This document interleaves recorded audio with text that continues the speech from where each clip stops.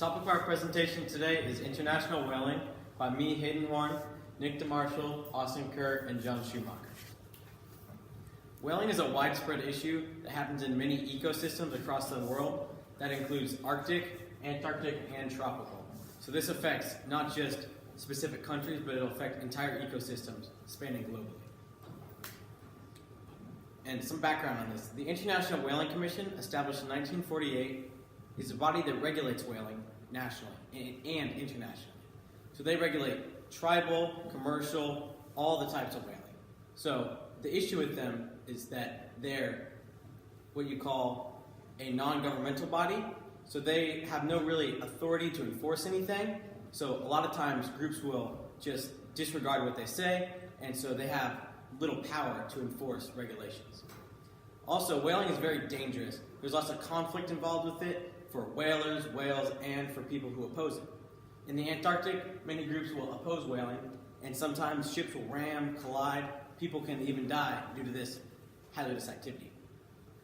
Also, the whalers go to very remote areas on ships where there's little aid. So if somebody on the ship is ill with like a disease or something, or a heart attack, it's very hard to treat them.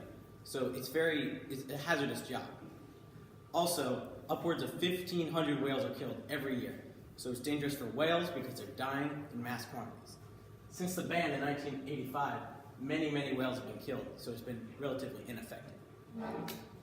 You may be thinking, why do I care about whaling? It doesn't happen anywhere near me, right? Well, that's wrong.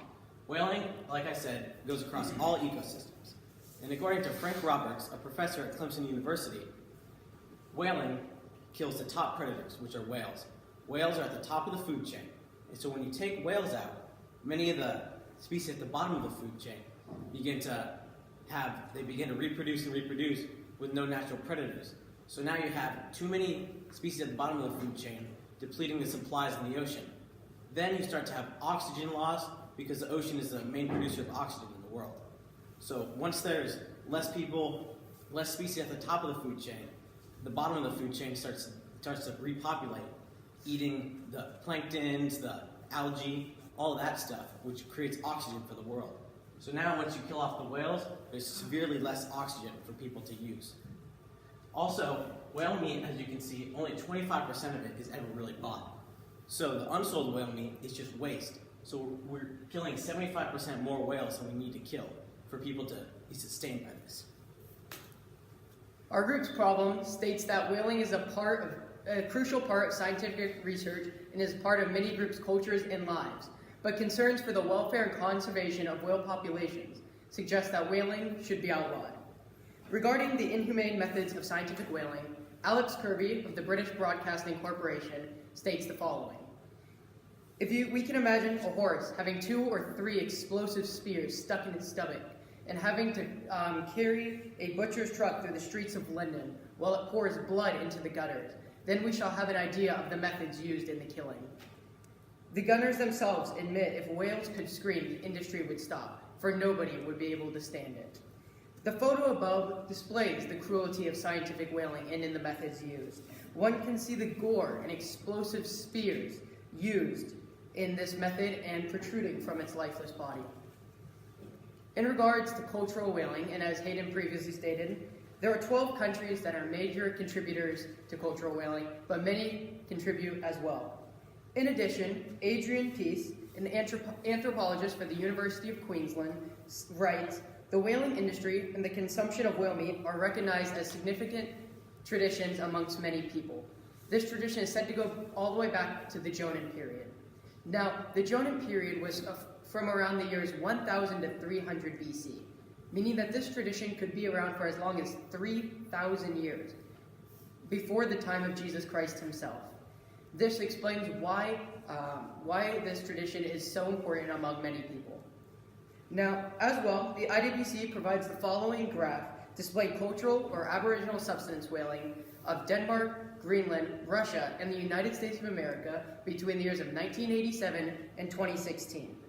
As you can see, Denmark, Greenland, and the US have all increased in the amount of all species of whales killed culturally since the year of 1987. However, Russia has only slightly decreased in this number. Together, all these facts support and show how prevalent this issue is in our modern day. The first solution we are proposing is to promote whale watching and education. Whale watching is a popular tourist appeal that allows people to watch and gain information on how whales live their lives. Another aim of this solution is to convert whalers into whale watching guides. The first pro of this solution, as stated by Matthew Collis, the director of the International Fund for Animal Welfare, is that whalers have a very large opportunity to exchange their whaling ships for whale watching ships and begin whale watching businesses. Another pro of this solution is that whale watching is a much more lucrative business than whaling. As shown by the graph here, a whale watching guide's yearly average salary is just above $65,000, while a whaler's is just above minimum wage. Some of the cons included with this solution is first that training is required for all whalers to become guides, and there's a significant time delay between now and when these whalers can do so. Also, whalers may not agree to this plan as they have survived their entire lives on whaling and may not be ready to give it up yet. Some of the implications of whale watching is that there is many chances for people to monitor the whale species. This is being used currently in Kochi, Japan, where they are trying to break the Japanese stereotype of whaling. Also, people can show much respect for whales on these whale watching tours. This is happening in southern Greenland. Chris Butler Stroud, the CEO of the Whale and Dolphin Conservation, has a high respect for these organizations as he believes that they allow people to diagnose the problems and pressures they are putting on whales and figure out solutions to fix it. Some of the limitations included with the solution is first, there are very low startup funds that are incorporated, and with whalers such low salaries, they may not have enough money to invest in these programs. Also, there are many geographic issues. By this, I mean that many of the whaling depots are not large tourist destinations. The second solution we are proposing is to perform non-lethal research on whales, as opposed to the current lethal research methods that Japanese whalers are using today. Some of the pros included with this is first, that we can collect just as much and possibly even more conservation info on whales as we can with lethal methods. Also, with non-lethal research, very few whales are killed. Some of the cons included with non-lethal research is that this may not always be effective, such as with internal body samples, that lethal research is the only possible way to continue.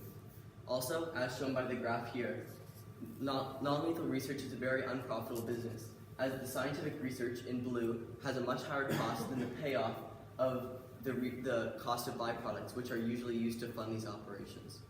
Some of the implications of non-lethal research is first, that many countries can go on non-lethal research excursions to do completely non-lethal research on whales, such as with the Antarctic Whale Expedition, which was an alliance between Australia and New Zealand to go on a 5-year expedition.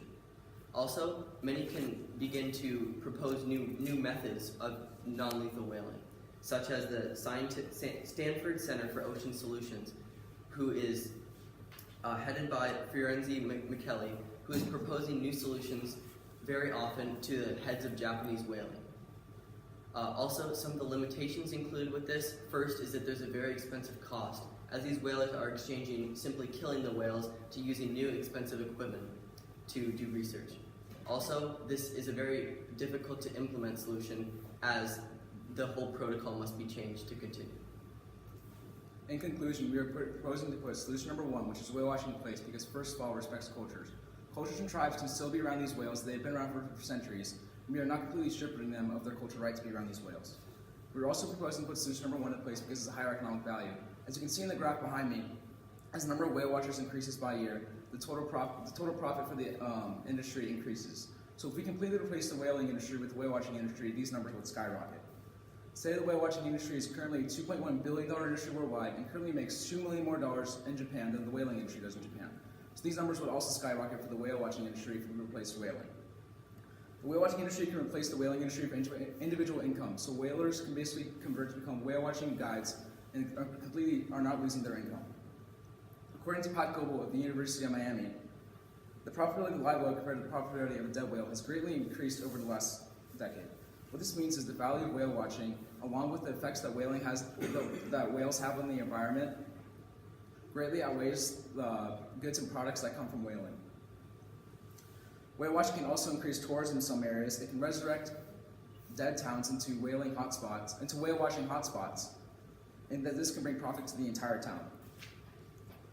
Whale watching can also promote the education of species. Former whalers and tourists can learn about whales and why they're so important to our world today. Solution number 2 is viable, but it's not as effective as solution number 1 because it has no economic value. If we completely replace the whaling industry with more non-lethal research on whales, then former whalers will completely lose their income. Also, it does not respect cultures. We're basically stripping these cultures of their cultural right to be around these whales they've been around for so long, which can make it not as agreeable between cultures.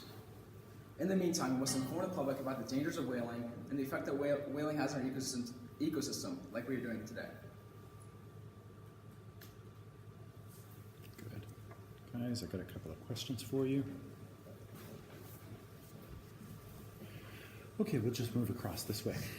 So John, describe how the content of the team's presentation here at the end changed as a result of you guys discussing it.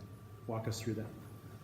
We didn't really have any solutions put in place in our research, and we decided to go back to the well and look for viable solutions to the problem that we have, which is international whaling and the killing of innocent whales.